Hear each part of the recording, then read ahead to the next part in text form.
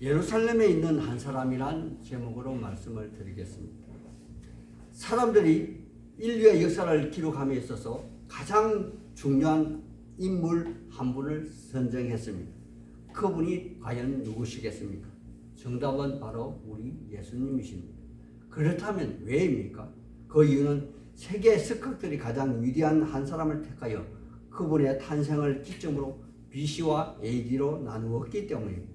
이는 영어로 비포 크리스토의 첫 글자 BC와 라틴어 아노 도미니의 첫 글자 AD로 즉 영어로 말하면 in the year of our Lord, 즉 우리 주님이 이 땅에 오신 태어나신 해를 기준으로 잡고 세계 역사의 기준점으로 잡아 BC와 AD로 나누었기 때문입니다. 그래서 올해가 예수님이 태어난 해로부터 1921년이 지났다고 올해의 연도가 1921년이라는 것입니다. 그리고 단연코 세계 어느 종교 인종들이 인정을 하든 안 하든 전 세계에서 가장 중요한 인물은 우리의 주님이신 예수 그리스도이십니다. 그렇다면 오늘날 하나님의 말씀이라고 믿는 성경에서는 예수님을 어떻게 정리하고 있는 것일까요?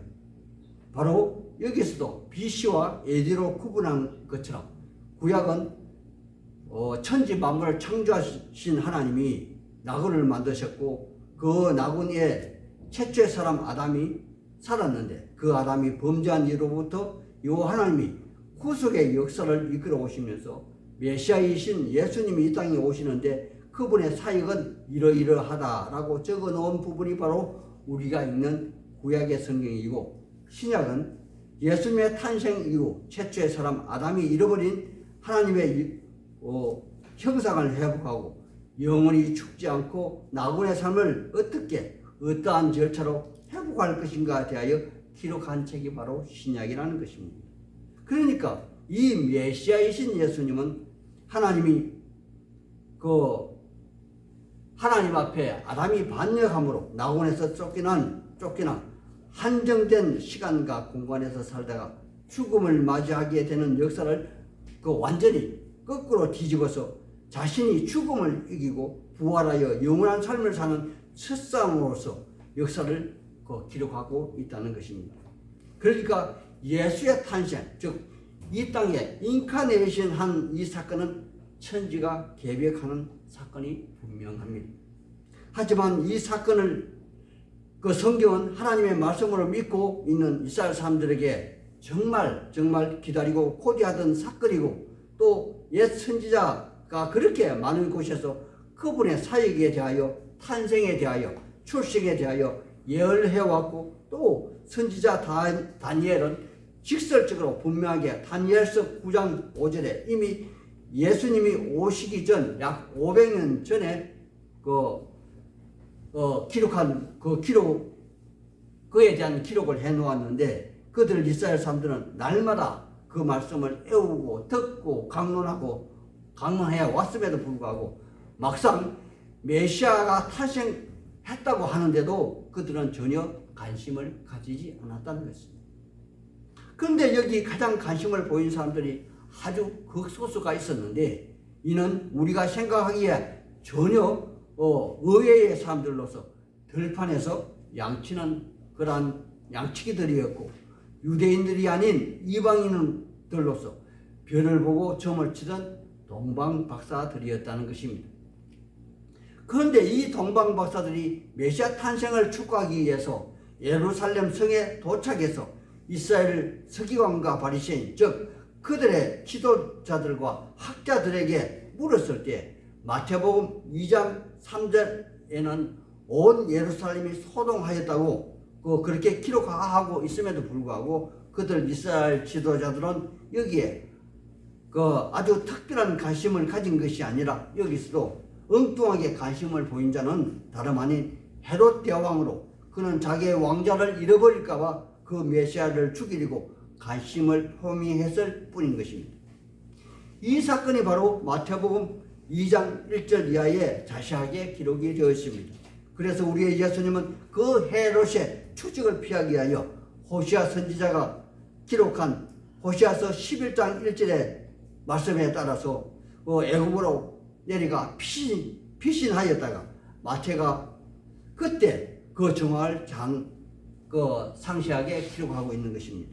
그렇다면 예루살렘에 정말 한 사람도 이사야 선지자가 기록한 이사야서 7장에 동정녀 탄생과 9장의 스불론 땅과 납달리 땅을 영화롭게 할 평강의 왕의 탄생을, 그리고 미가서 5장 2절에 베들레헴 탄생과 다니엘서에 기록된 70일에 즉 7일의 이후에 62일에 그리고 전 3년 반 후 3년 반 시간이 지난 후에 일어날 사건을 미리 알고 대처한 사람이 정말 한 사람도 없었다는 것일까요?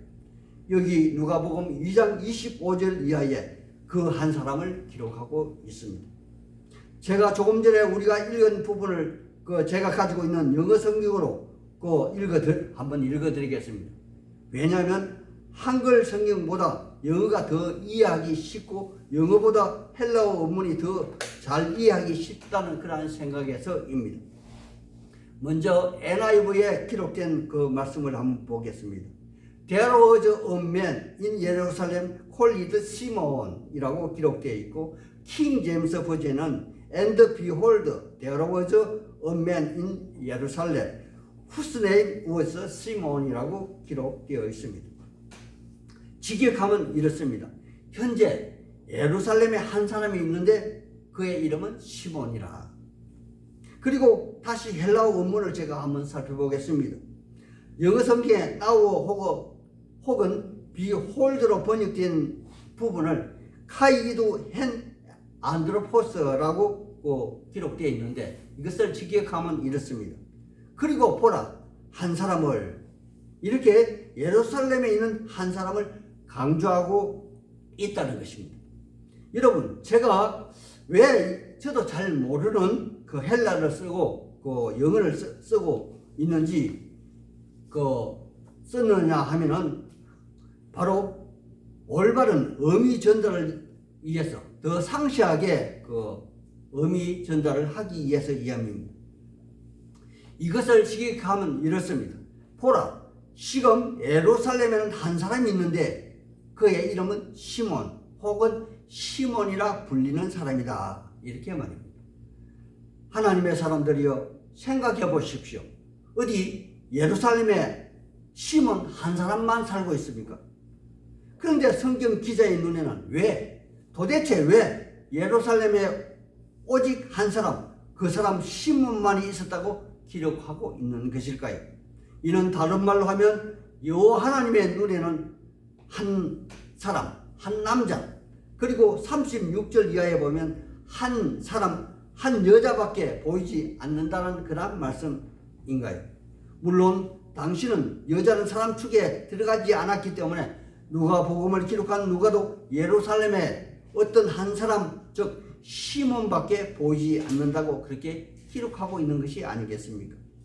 이는 구약 성경의 욥기서 1장 1절에 우스 땅에 욥이라는 한 사람이 있었는데 라고 표현한 그 표현과 똑같은 표현으로 당대의 우스 땅에 여호와 하나님이 주목한 한 사람은 오직 욥뿐이었다는 것을 우리가 알 수 있는 것입니다. 그러므로 시몬이 그 당시에 욥과 같은 인물이었음을 누가는 간접적으로 시사하고 있는 것이 아니겠습니까? 욥에 대한 여호와 하나님의 평가는 욥기서 1장 1절에 이렇게 기록하고 있습니다. 그 사람은 온전하여 정직하여 하나님을 경외하며 악에서 떠난 자라고 그렇게 기록하고 있으므로, 여기 시몬이라는 사람도 과연 하나님이 사탄에게 자랑할 만한 그러한 인격을 가졌는지 우리 한번 자세하게 살펴보도록 하겠습니다. 여호와 하나님의 사람들이요, 여기 본문에 나타난 시몬은 다른 어떤 성경에도 전혀 기록되어 있는 분이 아닙니다. 그러므로 그는 어떠한 사람이 있는지 오늘 본문밖에는 더 이상 찾을 길이 없습니다. 그러므로 오늘 본문을 통하여 구약의 모든 예언서의 결말 부분인 메시아의 탄생을 기다리며 예루살렘에 살았던 시몬이 과연 어떠한 사람인지 한번 찾아보아야 한다는 것이 아니겠습니까? 여호와 하나님의 사람들이요, 우리는 또 생각하며 또 자세하게 살펴보고 또 살펴보아 성경을 읽어야 한다는 것입니다. 왜냐하면 우리의 영혼이 가야 하는 천국에 대하여 기록한 책이 바로 성경이기 때문에 그렇습니다. 우리는 잘못하여 호시아 선지자가 예언한 이 백성이 여호와 하나님을 아는 지식이 없어 망하는도다 하는 덫에 걸릴지도 모릅니다. 지금 현 시대 천주교처럼 말입니다. 예수님 당시 서기관과 바리새인도 그랬지 않습니까?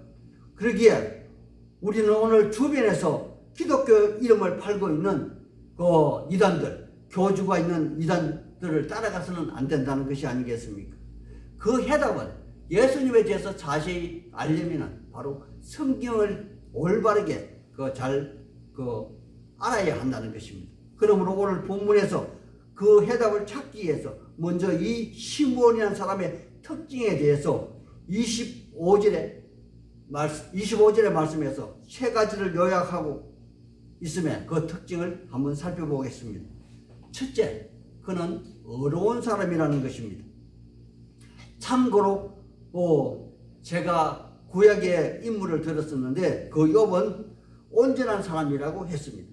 여호와 하나님의 사람들이여, 우리는 온전하다는 말은 민수기 12장에서 여호와 하나님이 모세의 누이 미리암이 모세를 반역할 때 여호와 하나님이 미리암에게 모세를 일컬어 시민에서 가장 온유한 자라고 지칭한 데서 우리는 온유의 의미가 무엇인지를 알게 됩니다. 그러므로 이 온유란 말은 사나운 덜짐승을 사람들이 잡아다가 길을 들여서 가축으로 쓸 때 사용하는 말로서 여기서는 여호와 하나님을 전혀 알지 못하는 사람이 하나님의 말씀에 붙잡혀 전적으로 순종하는 모습으로 변화된 것으로서 이는 마치 모세가 애굽의 왕자로 40년 동안 살다가 미디안 광야에서 40년 동안 양치는 자로 하나님이 훈련을 시킴을 받았을 때 비로소 나이 80이 되어서 이스라엘 구원한 자로 사용되는 바로 그 사람으로 변화되었을 때 얻은 이름이 바로 그 별명이 온유한 자라는 것입니다. 그렇다면 온유하다는 것은 바로 어려운 사람과 동일한 뜻을 가졌으므로 사람으로서 자유로 가지는 성품이 아니라 하나님이 훈련시켜 주시고 단련시켜 주신 후에 여호와 하나님이 은혜로 주시는 그러한 성품이므로 하나님의 말씀에 부합되게 적법하게 살게 되었다는 그러한 말씀인 것입니다. 그래서 신약의 로마서를 기록한 로마서 기자는 의인은 없나니 하나도 없다라고 탄식하는 것이 아니겠습니까? 따라서 시몬은 젊어서 모세만큼 욥만큼 크나큰 시련을 겪으면서 묵묵하게 자기의 길을 찾았고 또 그 길을 걸어온 사람임을 우리는 가히 짐작할 수가 있다는 것입니다. 두 번째, 그는 경건한 사람이었다고 합니다. 경건하라는 말은 헬라어로 율라베스도라는 말로서 좋은 것을 붙잡다, 좋은 것을 갖기 위해서 노력하다는 뜻을 가지고 있으며 영어 성경에서는 devote, 헌신하다는 뜻으로 번역되어 있습니다. 그래서 우리 그리스도인은 1500년도에 종교 개혁 이후에 기독교의 최고 덕목으로 경건을 내세우고 있습니다. 이는 우리의 순수 한글에서도 어떤 형식이나 전통, 관습, 관행에 얽매이는 행위가 아니라 오직 주의 말씀에 근거해서 양심의 소리, 내면의 소리에 귀 기울이는 그러한 말씀인 것입니다. 그래서 신약 성경 디모데전서 4장 8절에는 사도 바울이 믿음의 아들 디모데에게 이렇게 권면하고 있는 것을 봅니다. 육체의 연습은 약간의 유익이 있으나 경건은 범사에 유익하니 금생과 내생의 약속이 있느니라. 아멘. 그러므로 경건은 육체의 절제된 행위와 양심의 통제를 받을 뿐더러 하나님의 말씀을 따름으로 약속이 동반된 그러한 말씀임을 설명하고 있는 것입니다. 다음은 세 번째로 이스라엘의 위로를 기다리는 자라고 기록되어 있습니다. 여호와 하나님의 사람들이여, 당시 이스라엘은 로마의 압제하에서 피정복민으로서 로마의 조공을 바치며 살아가는 약소민족 국가였습니다. 그렇다면 어쩌면 예루살렘에 사는 시몬도 그 옛날 다윗 왕과 같은 메시아가 나타나 다윗 당시 골리앗을 죽인 그러한 능력으로 당시의 최대의 강국인 로마와 에돔 사람 헤롯 왕 등을 일거에 몰아내고 반대로 로마로부터 이집트, 페르시아 등으로부터 조공을 받아 번영을 누리는 그러한 이스라엘 회복을 꿈꿨는지도 모릅니다. 그래서 그는 아브라함과 이삭과 야곱에게 약속한 말씀으로 물려주었던 모든 민족들이 아브라함의 씨로부터 복을 받게 될 것이다 라는 문구도 연구했을 것이고, 또 앞에서 말씀드린 대로 메시아가 오시면 그러한 고단한 삶을 일시에 청산할 것이라는 믿음에 다니엘서 9장 25절의 예언의 말씀을 기다리고 또 기다렸는지 모릅니다. 제가 다니엘서 9장 25절의 말씀을 읽어드리겠습니다. 그러므로 너희는 깨달아 알지어다. 예루살렘을 중문하라는 영이 날 때부터 기름 부음 받은 자 곧 왕이 일어날 때까지 7일에와 62일에가 지날 것이요. 아멘. 바로 이 대목입니다. 그러므로 한 일에가 7년이므로 7일에 즉 49년하고 62일에 즉 434년 이 둘을 합치면 483년이 되므로 아마 시몬은 이렇게 기도했을 것입니다. 여호와 하나님 아버지, 고레스가 예루살렘 성을 중건하려고 영을 내린 날과 예루살렘 성이 짓다가 16년 동안이나 중지되었다가 학계 또 스가랴 선지자의 그 동료로서 제2의 성전이 건립된 지가 483년이 다 찼는데 왜 아직도 메시아는 아니 오시는 것입니까? 나 시몬이 계산을 잘못한 것입니까? 제가 계산을 잘못했다면 또 얼마나 더 기다려야 합니까? 이렇게 반문하며 하나님께 기도하고 또 기도했을지도 모릅니다. 이렇게 기도함으로 여호와 하나님은 그에게 26절에 기록된 말씀대로 주의 그리스도 기름 부음 받은 자를 보기 전에는 내가 결코 죽지 아니할 것이다 라는 응답을 받았는지도 모릅니다. 그러나 이 모든 정황에도 그는 사는 것이 죽는 것보다 더 편하다 그렇게 생각했었나 봅니다. 왜냐하면 그는 기름 부음 받은 자 곧 기다리던 주를 만나자마자 그의 첫마디가 29절에 주제여 이제는 말씀대로 종을 평안히 놓아주시는 도다 라고 그렇게 외쳤기 때문입니다. 이러한 고백으로 보아 그는 어떠한 질병으로 참을 수 없는 고통 중에 있었다고 보여지기도 합니다. 혹 만약 그것이 아니라면 너무도 간절한 기다림으로 인해서 오직 메시아를 만나는 일이 시몬의 삶 전부가 되었으므로 이제는 더 이상 삶을 영위한다는 것이 무의미한 것으로 받아들였는지도 모릅니다. 아무튼 그는 성령의 인도하심으로 메시아를 만났으므로 얼마나 이스라엘 위로를 기름 부음을 받은 자를 기다렸는지 가히 짐작이 간 부분입니다. 다음은 여호와 하나님 편에서 시몬에 대한 평가를 어떻게 하시는지 한번 알아보겠습니다. 25절 마지막 절에 성령이 그에게 계시더라. 아멘. 여호와 하나님의 사람들이여, 성령이 머리 위에 머무는 사람은 과연 어떠한 사람일까요? 바로 메시아 그리스도, 즉 우리의 예수님이 그 요단강에서 요한에게 세례를 받으시고 기도하실 때 바로 이 표현의 기록 말씀이 있습니다.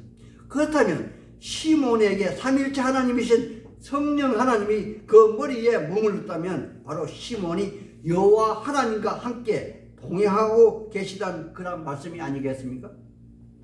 하나님의 사람들이요, 우리의 예수님은 요한복음 14장 10절에서 내가 아버지 안에 거하고 아버지는 내 안에 거한 것을 너희가 알지 못하느냐 그렇게 말씀하셨고, 20절에는 내가 아버지 안에 너희가 내 안에 내가 너희 안에 있는 것을 너희가 알리라.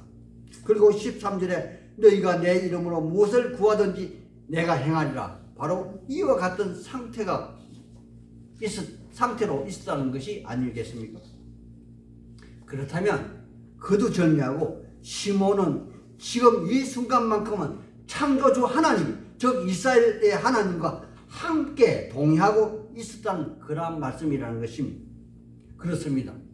그는 여호와 하나님과 함께하고 있었다는 말씀이 27절에 이렇게 표현하고 있습니다.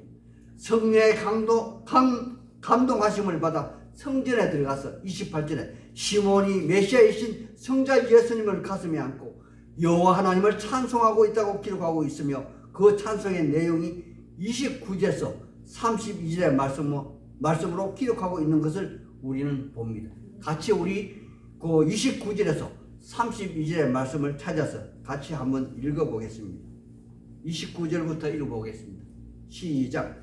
주제여, 이제는 말씀하신 대로 종을 평안히 놓아주시는도다. 내 눈이 주의 구원을 보았사오니 이는 만민 앞에 예배하시는 것이요 이방에 비추는 빛이요 주의 백성 이스라엘의 영광이니이다 하니. 아멘. 할렐루야. 이러한 광경을 처음부터 끝까지 지켜본 예수님의 어머니 마리아, 아버지 요셉은 마치 그들이 천사를 보고 놀랐을 때처럼 입을 딱 벌리고 있었다고 33절에 기록하고 있습니다. 하지만 시몬은 전혀 동요하지 않으며 태인이 너무도 자연스럽게 이번에는 방향을 틀어 마치 가브리엘 천사가 예수의 어머니가 천녀인 상태에서 네가 잉태하였다고 축복할 때처럼 마리아와 요셉을 축복하고, 또 동시에 자기의 가슴에 안긴 예수가 자라서 장성한 후에 행할 일들을 예언하고 있는 것입니다. 34절에 보라, 이 아이로 인해 이스라엘 중에 많은 형식적이고 그 관행과 인습에 얽매인 자들은 폐함을 당할 것이고, 양심적이고 성경의 말씀 따라 살아가는 자들은 흥하게 될 것이나,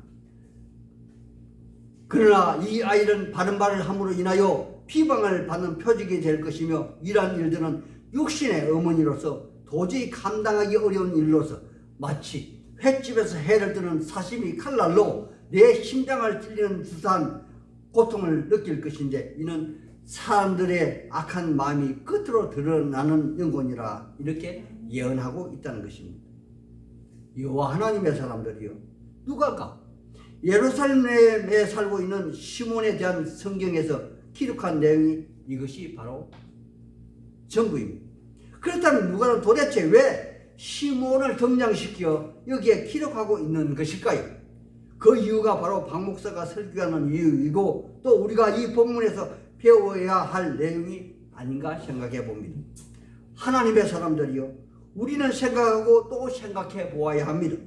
이 땅의 메시아의 탄생은 우주적인 빅 이벤트이고 아주 크고 큰 사건이 분명합니다.